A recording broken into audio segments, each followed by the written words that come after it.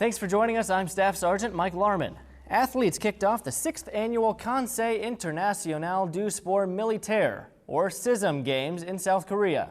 Following the opening ceremonies, the men's U.S. Armed Forces soccer team faced off against the host nation team.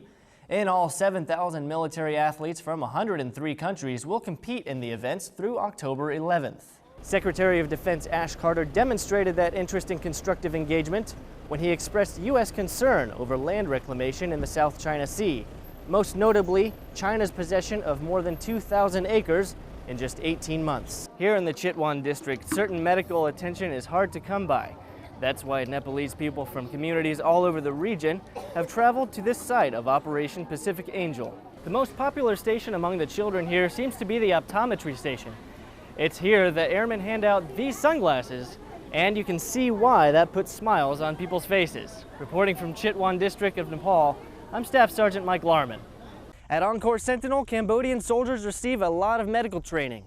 Then there's the CPX, Command Post Exercise, running operations from behind the curtain. But you also hear a lot of talk about the sticks. STX is another acronym, and it stands for Situational Training Exercise. Sergeant Mike DeLulo is one of the instructors. All of you guys, whoa! My crew and I are on the sticks lanes. Captain Tyler Akers and his crew came to the Philippines to build classrooms, but then we got to talking and we said, you know, they don't have a basketball hoop here. So the wheels started to turn. Some rebar, some plywood. Well, that turned into everybody wanted to throw in money and get them a regulation hoop, which we did. So that led to what you see here. A 2-hoop basketball court. This is excess concrete. At no cost. These are donated utility poles. To the taxpayers. We've got the backboards are also donated as well. And then we threw in for the hoops and nets. Which may put these airmen and Philippine CBs a bit above the rim. We are not only building this school, we are also building the future, the education of the future for the teens, for the children of the San Rafael. Air Force Staff Sergeant Mike Lahrman, San Rafael, Palawan.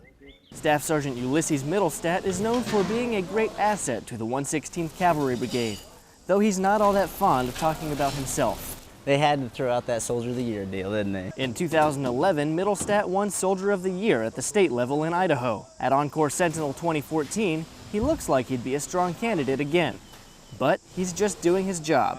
As technical food advisor, he ensures the Cambodian staff kitchen meets proper standards, watching over 3 meals a day for over 200 American and Cambodian soldiers. Usually here by 04 in the morning and usually wrapping at about 2200.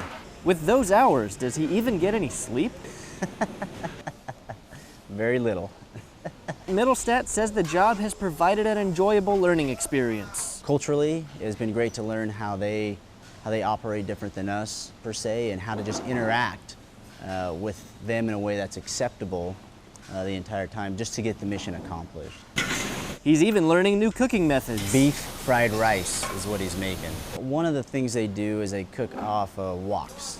So a big pan and everything they cook takes place in there. Meanwhile, the Cambodian cooks have picked up new recipes. It's been really fun to watch them cook some American-style meals, such as omelets and eggs and pancakes. But everything else is done inside those woks, even the bacon, for example. Amidst the multicultural cooking, Sergeant Middlestat's focus is food safety, and seeing the progress has been rewarding. Getting to know the people, hopefully doing something that will make a difference for them in the future, to see their level of just safety, for example, and food handling process, to see that go to a whole different level than what they're used to in this country or their standards.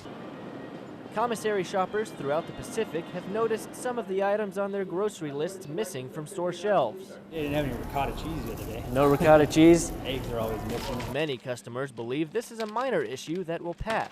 I mean, it's happened before, so this is probably one of the longer ones. On January 7th, the Defense Commissary Agency issued a news release stating ongoing negotiations between the Pacific Maritime Association and labor unions representing West Coast dock workers have delayed shipments to the Pacific up to 10 days. Every year we have a little bit of issues this time of year with port closures and holidays, but this year has been a little bit worse because of the slowdown of containers coming across the Pacific. Commissary customers in the Pacific see a decrease in products like juices, yogurts, or creams, but there's a plan for that.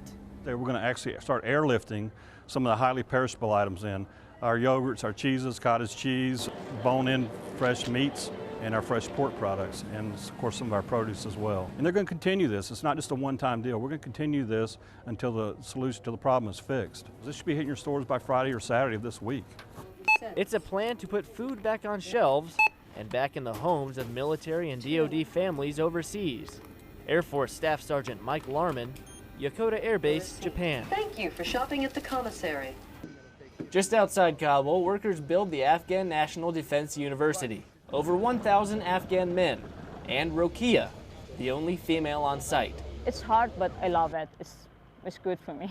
She's been the electrical quality assurance engineer since May, but getting here has been her dream since she was 8. After the Taliban regime, fortunately, I could get the chance to go to university, and I chose the electrical engineering because I knew that for improvement of a country, electrical system is very important. And living that dream while building the home of her country's future leaders makes her even more proud. Education and military are very important to improvement a country.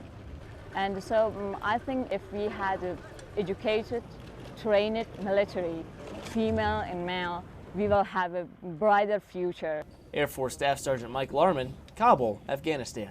Thanks for joining us. I'm Staff Sergeant Mike Lahrman. Discussing the Nepal earthquake relief efforts, Commander of Joint Task Force 505, Lieutenant General John Whistler, said that in just one day of operations, U.S. forces flew 14 MV-22 Osprey missions, amounting to 19 flight hours, to deliver 24,000 pounds of cargo. General Whistler also said that he considers his appointment as JTF Commander a great honor. The 15th Marine Expeditionary Unit has released the name of the Marine killed in Sunday's MV-22 landing mishap at Marine Corps Training Area Bellows. 24-year-old Lance Corporal Joshua Barron of Spokane, Washington, was a crew chief assigned to Marine Medium Tilt Rotor Squadron 161 at Marine Corps Air Station Miramar in California. A crew from the amphibious transport dock ship USS Green Bay rescued 3 Indonesian mariners last Friday. Lookouts spotted the mariners in the water surrounded by fuel and debris, waving a black flag 3 to 5 nautical miles away from the ship. Green Bay staff conducted full medical screenings, provided hospitality, and transferred them to shore Saturday. This was the second water rescue by the Navy in Indonesia this month. On June 10th, USS Rushmore recovered 65 people stranded on bamboo rafts. That does it for this news break. You can check out AFN Pacific on YouTube and DivitsHub.net and follow us on Facebook.com/AFN Pacific Now. Thanks for watching.